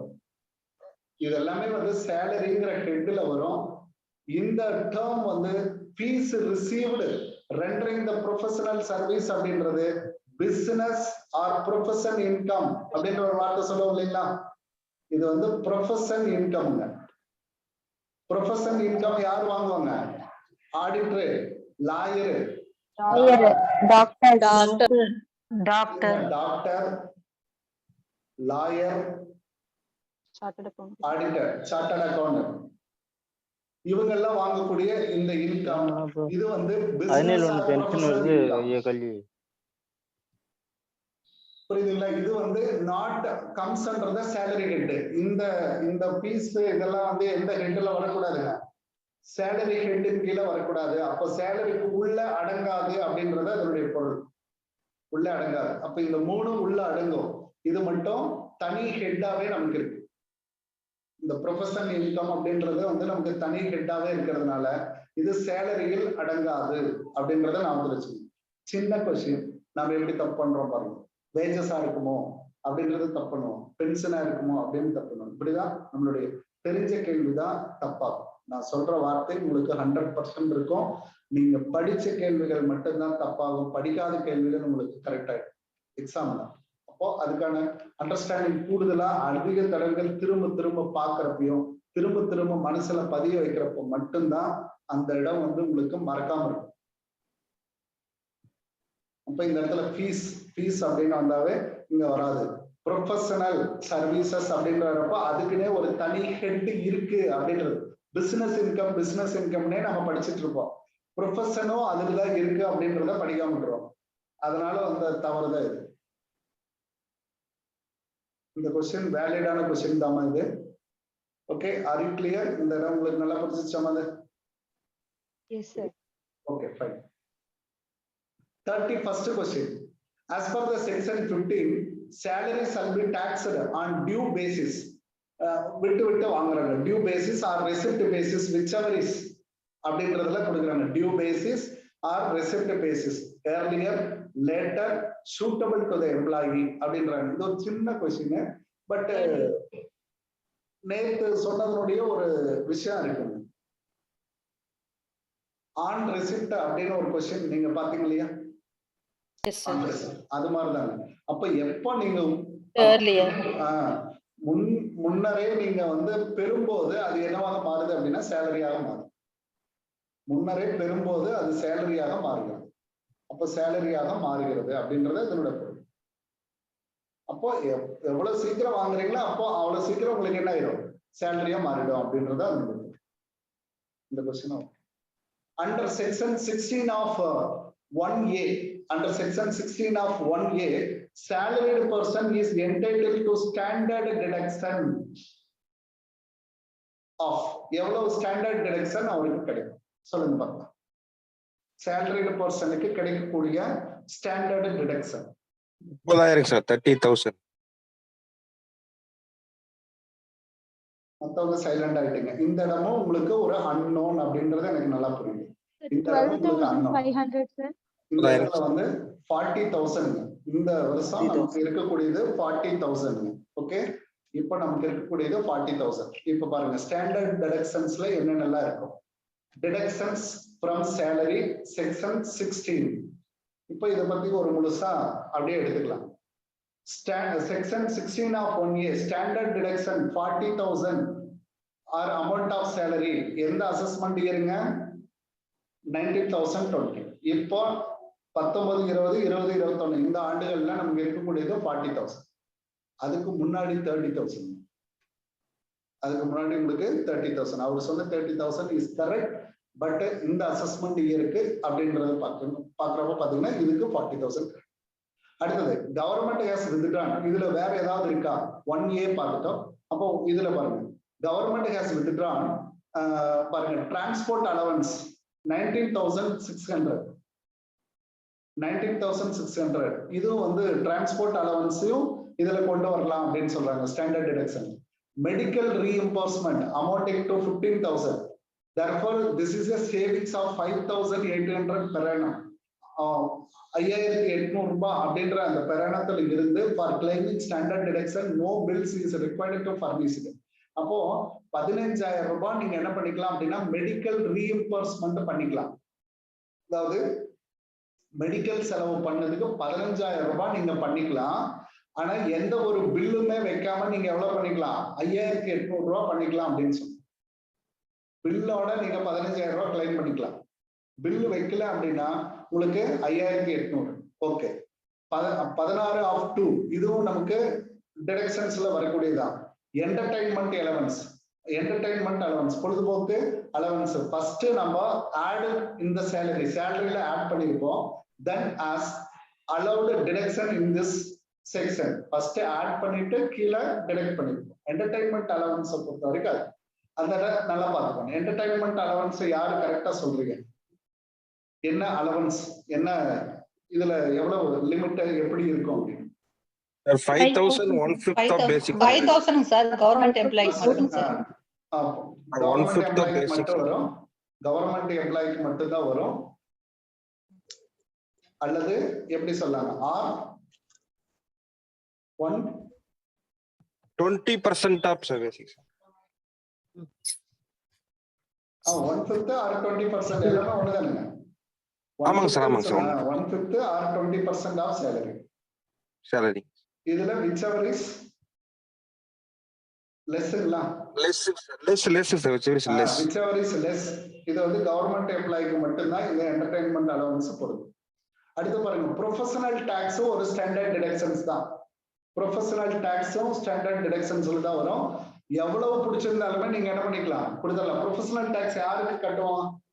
அங்க இருக்கக்கூடிய லோக்கல் அத்தாரிட்டிக்கு நம்ம லோக்கல் அத்தாரிட்டிக்கு கட்டுவோம். நீங்க எந்த ஸ்கூல்ல வேலை பாக்குறீங்களோ அந்த பஞ்சாயத்து ஆபீஸ்க்கு நீங்க கட்டுவீங்க. நீங்க எந்த கிராமத்துல போய் நீங்க வேலை பாக்குறீங்களோ அந்த கிராமத்துல நீங்க கட்டுவீங்க. எவ்வளவு கட்டுவீங்க அப்படின்னு பாத்தீங்கன்னா வருஷத்துக்கு 2,500 ரூபாய் கட்டுவீங்க. 2 டேர்மா பிரிச்சு வாங்கிடுவாங்க. உங்கள்ட்ட 2 டேர்மா பிரிச்சு வாங்கிடுவாங்க. முதல் 6 மாசம், ரெண்டாவது 6 மாசம் அப்படின்னு வாங்கிடுவாங்க. 2 கிளப் பண்ணி ஸ்டாண்டர்ட் டிடக்ஷன்ஸ்ல நீங்க கொண்டு வந்துடலாம். இதையும் நீங்க கழிச்சுக்கலாம். அப்ப பாருங்க ஸ்டாண்டர்ட் டிடக்ஷன்ஸ்ல எதெல்லாம் வந்துருச்சு? ஸ்டாண்டர்ட் டிடக்ஷன்ஸ் 40,000 ரூபாய் வெறுமனே கழிச்சுக்கலாம். அடுத்ததா பாத்தீங்கன்னா whichever is less amount of அதாவது R the amount of salary whichever is less நீங்க போடக்கூடியதுல. அடுத்தது இப்ப நீங்க என்ன பண்ணணும் அப்படின்னா 40,000 தான் நீங்க பிரிஸ்கிரைப் பண்ணணும். அடுத்து டிரான்ஸ்போர்ட் அலவன்ஸ் சொல்லி 19,600 ரூபாய் கொண்டு வந்துடலாம். மெடிக்கல் ரீஇம்பர்ஸ்மெண்ட் நீங்க மருத்துவ செலவுகளை திரும்ப எடுத்துக்கலாம். அதுல ஒரு 15,000 ரூபாய் கழிக்கலாம் வித் பில்லோட. வித் பில் இல்ல அப்படின்னா 5,800 ரூபாய் கழிச்சிருங்க. என்டர்டைன்மெண்ட் அலவன்ஸ் ஃபர்ஸ்ட் ஆட் பண்ணிடுவீங்க, ரெண்டாவது லெஸ் பண்ணிடுவீங்க கவர்மெண்ட் எம்ப்ளாயி. ப்ரொஃபஷனல் டாக்ஸ் அந்த லோக்கல் பாடிக்கு நீங்க கட்டுறது ஆர்டிகல் 276 ஆஃப் 2 கான்ஸ்டிடியூஷன்லயே இது சொல்லப்பட்டிருக்கு. 1990-91 இருந்தே வந்துருச்சு அப்படின்னு சொல்றாங்க. அப்போ அவங்களுக்கு நீங்க பே பண்ணக்கூடிய அந்த ப்ரொஃபஷனல் டாக்ஸை நீங்க லெஸ் பண்ணிடுறாங்க. அதுக்கு சேலரி பேண்ட் எல்லாம் இருக்கு. Salary band professional tax is exempted. யாருக்கு எக்ஸம்ப்டட் அப்படின்னா டிசேபிள்டு பர்சன்ஸ்க்கு எக்ஸம்ப்டட். அவங்களுக்கு வராது, ப்ரொஃபஷனல் டாக்ஸ் கிடையாது, அவங்க கட்ட மாட்டாங்க. சார் இதுல government has withdrawn transport allowance னு கொடுத்திருக்காங்களே சார், அது வந்து withdrawn பண்ணிட்டு தான் இப்போ வந்து இல்ல அப்படின்றாங்க. அது ஒரு கிளாரிட்டி எடுக்கணும், அதை எடுத்து பார்க்கணும். இது எதெல்லாம் இருக்கு இல்லை அப்படின்னு சொல்லி இன்னுமே டீட்டெயிலா எடுத்து பார்க்கணும். ஆனா இருக்குங்க, இது எல்லாமே இருக்கு. அந்த டிரான்ஸ்போர்ட் அலவன்ஸ்க்கு மட்டும் ஒரு தனி வகுப்பாவே போடுறாங்க. அதுல நிறைய விஷயங்கள் அது சொல்ல வேண்டியது இருக்கு. அதுல அடுத்த வகுப்புகள்ல அது வருங்க. அதை போடணும் அப்படின்றது தான் இந்த இடத்துல வச்சு அந்த ஒரு அவுட்ஸ்டாண்டிங்கா படிச்சுக்கோங்க. அந்த இடம் வரைக்கும் அவுட்ஸ்டாண்டிங்கா படிச்சுக்கோங்க. அப்போ இப்போ வந்து நம்ம என்ன பண்ணலாம், 30,000 போடக்கூடாது. நம்ம எதுக்கு பண்ணணும், 2019-20 ஆன்வர்ட்ஸ் அசஸ்மெண்ட் இயர். அதுக்கு பின்னாடி எல்லாமே பாத்தீங்க அப்படின்னா எதுல வந்துருச்சுங்க, 40,000 வந்துருச்சு. Gratuity in case of employee dies is fully exempted. Gratuity அப்படின்றத நல்லா நடத்திருக்கோம். ப்ரீவியஸ் வீடியோ உங்களுக்கு இருக்கும், எடுத்து தயவு செய்து அதை ஒரு வாட்டி நல்லா அப்பப்போ கூட கேட்டோம்னா, அதுக்கடி மறந்து போட பகுதி அப்படின்னா கிராஜுவிட்டியும் உங்களுக்கு பென்ஷன் தான் மறந்து போயிடும். கிராஜுவிட்டி பென்ஷன் மட்டும்தான் உங்களுக்கு அடிக்கடி மறந்து போயிடும். அதை மட்டும் நல்லா திரும்ப திரும்ப படிச்சு வச்சுக்கோங்க. Gratuity in case of employees dies fully exempt. யாருக்கு ஃபுல்லி எக்ஸம்ட் ஆகும்? covered by payment of gratuity act, sir. இல்ல யாருக்கு இல்லம்மா, ஜெனரலா இந்த கொஸ்டினை பாருங்க, ரொம்ப டீப்பா உள்ள போய் பார்க்காதீங்க. இது வந்து covered payment of gratuity act, not covered payment of gratuity act, இந்த மாதிரி சொல்லியிருக்காங்க. யாருக்கு எக்ஸம்ட் ஆகுங்க? Government employees க்கு fully exempted. கவர்மெண்ட் எம்ப்ளாயிஸ்க்கு ஃபுல்லி எக்ஸம்டட். கவர்மெண்ட் எம்ப்ளாயிஸ்க்கு ஃபுல்லி எக்ஸம்டட். ஓகே, இப்போ நமக்கு என்ன கேட்டிருக்காங்க? ஃபுல்லி எக்ஸம்டட் கேட்டிருக்காங்க இல்லைங்களா? அப்போ இதுல கவர்மெண்ட் எம்ப்ளாயி இருக்காங்களான்னு பாருங்க. பப்ளிக் செக்டார் அண்டர்டேக்கிங்ல இருக்கிற அதெல்லாம் வந்து நீங்க என்ன பண்ணக்கூடாது, கவர்மெண்ட்ல கொண்டு வரக்கூடாது. Is not comes under government employee. Public undertaking அப்படின்னு சொல்லிட்டாங்க. பொது துறை நிறுவனங்கள் இதெல்லாமே கவர்மெண்ட், பியூர் கவர்மெண்ட் கிடையாது, செமி கவர்மெண்ட். அது எல்லாமே semi government. Even university also called as a semi government. ஃபுல்லாவே நீங்க கவர்மெண்ட் காலேஜ்ல இருந்தா மட்டும்தான் அது வந்து கவர்மெண்ட். கவர்மெண்ட் ஸ்கூல்ல இருந்தா மட்டும்தான் கவர்மெண்ட். பப்ளிக் அண்டர்டேக்கிங் வந்து வராது. அதே மாதிரி லோக்கல் அத்தாரிட்டி அப்படின்றது தான் இதுக்கான ரைட் ஆன்சர். எம்ப்ளாயிஸ் லோக்கல் அத்தாரிட்டின்னா லோக்கல் கவர்மெண்ட் அப்படிதான பொருளுங்க இது. லோக்கல் அத்தாரிட்டி அப்படின்றது correct. Option C is correct. இவங்க எல்லாத்துக்குமே பேமெண்ட் இருக்குங்க. கிராஜுவிட்டிக்கு வந்து taxable payment, covered gratuity act, not covered gratuity act எல்லாமே பாத்தீங்கன்னா சர்டைன் போர்ஷன்ல இவங்களுக்கு வந்து டாக்ஸபிளுக்கு வரும். அந்த சார்ட் டைம் இருக்கிறப்ப மறுபடியும் இன்னொரு வாட்டி கூட போட்டு பார்த்துக்கோங்க. லோக்கல் அத்தாரிட்டி இவங்க தான் இப்போ கவர்மெண்ட்.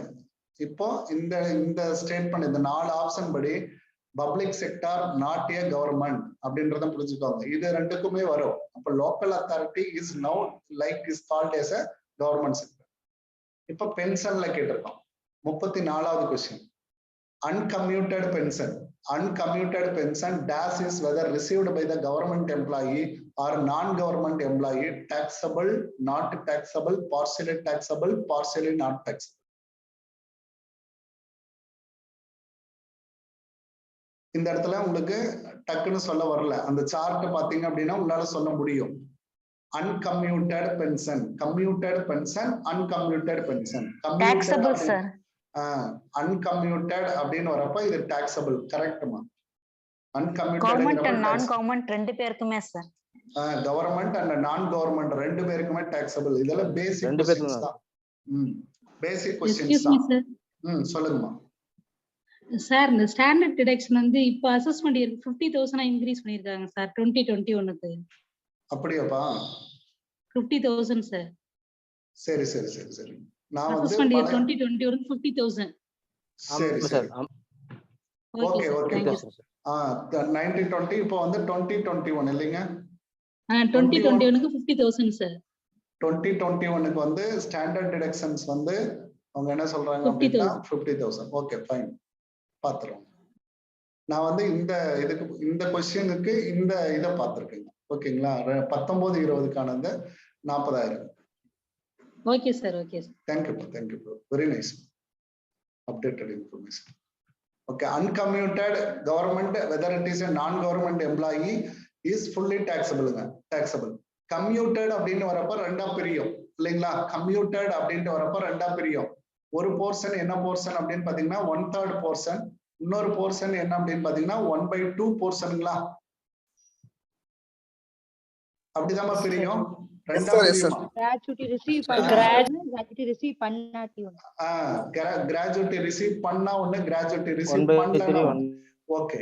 இந்த 1/3 வரப்போ if receipt of gratuity அப்படின்னா உங்களுக்கு 1/3 என்ன கரெக்ட்டுங்க? 1/3 gratuity received. gratuity received. அழகா பிரிச்சு கொடுத்துருக்கோமா? சார்ட்ட நல்லா பாருங்க. மனசுல கொண்டு வாங்க போதும். இதெல்லாம் எளிமையா ஆன்சர் பண்ணக்கூடியது. கம்யூட்டட் பென்ஷன் அப்படின்னு வருது. நான் கவர்மெண்ட் எம்ப்ளாயி யார் வேணாலும் இருக்கட்டும். கவர்மெண்ட் எம்ப்ளாய்க்கு தான் ஃபுல்லி எக்ஸம்டட்.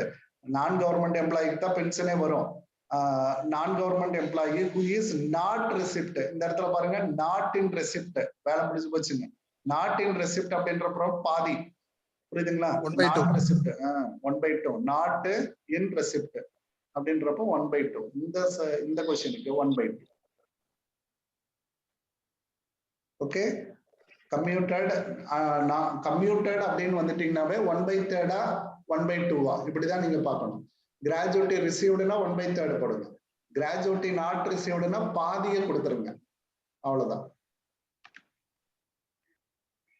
ஓகே, அடுத்தது encashment of leave salary. Encashment of leave salary at the time of retirement is not exempt in the hands of central government, state government, local authority. எந்த government எம்ப்ளாய்க்கு வராது அப்படின்னு சொல்லி கேட்டிருக்காங்க. Leave salary அப்படின்னு சொல்லப்படுறது exempt ஆகும். Leave salary அப்படின்றது exempt ஆகும். Whether it is a central government employee, state government employee ஆக இருந்தா fully exemptedங்க. இவங்களுக்கு வந்து fully exempt. இவங்களுக்கு வந்து எக்ஸம்ட் பண்ணிக்கலாம். லோக்கல் அத்தாரிட்டிக்கு மட்டும் நீங்க என்ன வரக்கூடாதுங்க, எக்ஸம்ட் ஆகாது. இவங்க 2 பேர்த்த மட்டும்தான் லீவ் சேலரி பத்தி சொல்லியிருப்பாங்க. இவங்களுக்கு வந்து நாட் எக்ஸம்ட்ங்க. இவங்களுக்கு வந்து நாட் எக்ஸம்ட். இது வந்து ஆப்ஷன் சி. இந்த கொஸ்டின் பாத்தீங்க அப்படின்னா ஒரு கொஸ்டின் பேப்பர்ல கேட்டிருந்தாங்க. நம்ம எல்லாத்தையுமே வந்து கவர்மெண்ட் அப்படின்னு நம்ம எடுத்துக்கிறோம். ஒரு இடத்துல கவர்மெண்ட் அப்படின்னு லோக்கல் அத்தாரிட்டியை பாக்குறோம். இதுக்கு முன்னாடி ஒரு கொஸ்டின்ல இவங்க இந்த ஆப்ஷன் படி இவங்க கவர்மெண்ட் அப்படின்னு நான் சொன்னேன், கரெக்டுங்களா? இப்போ ஸ்டேட் கவர்மெண்ட், சென்ட்ரல் கவர்மெண்ட் அப்படின்னு கொடுக்குறப்போ லோக்கல் அத்தாரிட்டியை ஃபுல்லி கவர்மெண்டா நீங்க எடுத்துக்க முடியாது அப்படின்றான் இந்த இடத்துக்கு. அப்ப லீவ் என்கேஷ்மெண்ட் சேலரி, உங்களோட லீவ் எல்லாத்தையும் என்கேஷ் பண்ணிக்கிறீங்க, பணமாக்கிக்கிறீங்க அப்படின்ற பட்சத்துல ஒன்லி இந்த பொருத்தம் யாருக்கு மட்டும்தான் வரும் அப்படின்னா சென்ட்ரல் கவர்மெண்ட், ஸ்டேட் கவர்மெண்ட் எம்ப்ளாய்க்கு மட்டும்தான் வரும். அந்த சேலரி எக்ஸம்டட் ஆகும். இதுதான் உங்களுக்கு சரண்டர் அப்படின்ற ஆஸ்பெக்ட்ஸ்லயே வருங்க. சரண்டர் ஆஃப் சேலரி அப்படின்னு நம்ம ஃபர்ஸ்ட் பார்த்தோம் இல்லைங்களா, அந்த ஆப்ஷன் இதுலதான் வருங்க நமக்கு. ஏன்னா உங்களோட லீவை சேர்த்து வச்சுக்கிற மெத்தட் தானுங்க. Okay, R you clear? இதுல லோக்கல் அத்தாரிட்டி தான் இது கொஸ்டின். இது வந்து தேர்ந்தெடுக்கப்பட்ட கொஸ்டின். அந்த கொஸ்டின்ல இருந்ததுனால இது அப்படியே உங்களுக்கு வந்து சொல்லியிருக்கேன். அந்த கொஸ்டின் வந்து நீங்க மிஸ் பண்ணிடக்கூடாது அப்படின்னு. இந்த இடத்துல local authority is not comes under central and state government அப்படின்றான். இவங்களுக்கு மட்டும்தான் இது exam. while computing exemption from house rent allowance, HRA, the term salary அப்படின்றது யாராருக்கு எதெல்லாம் வரும்? பேசிக் salary, basic plus DA, basic salary, part of retirement benefit, basic salary, DA, part of retirement benefit, and commission based on percentage of turnover. Last third, fourth one. Option D, sir. Option D, sir. Option D.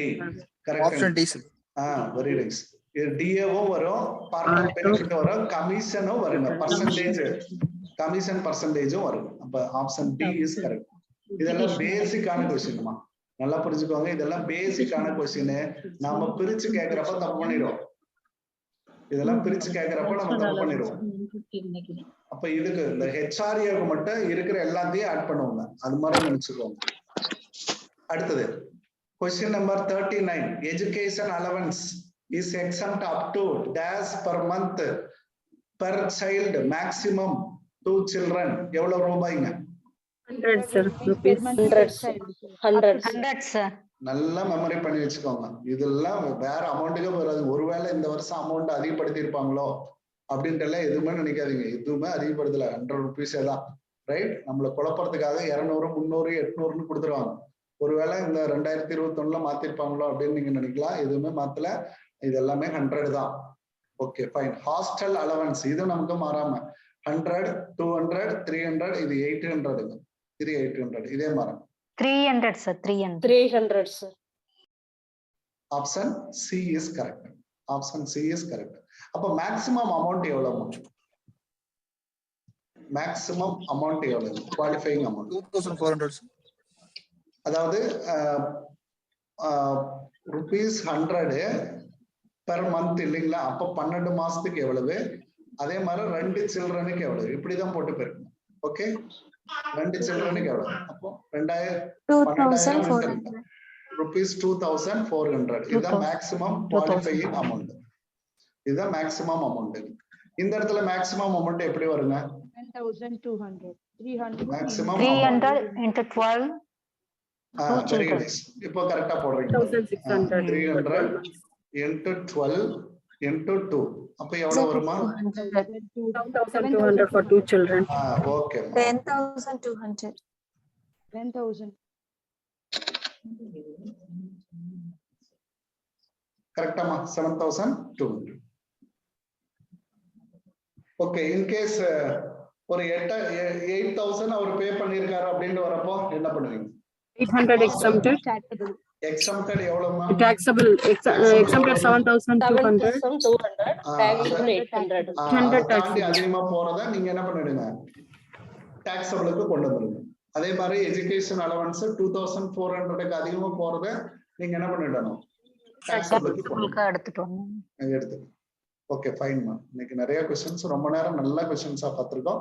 Thank you very much for your cooperation and patient listening. We will meet you another one class. Thank you. Thank you, sir. Thank you, sir. Thank you, sir. Thank you, sir. Thank you, sir. Thank you, sir. Thank you.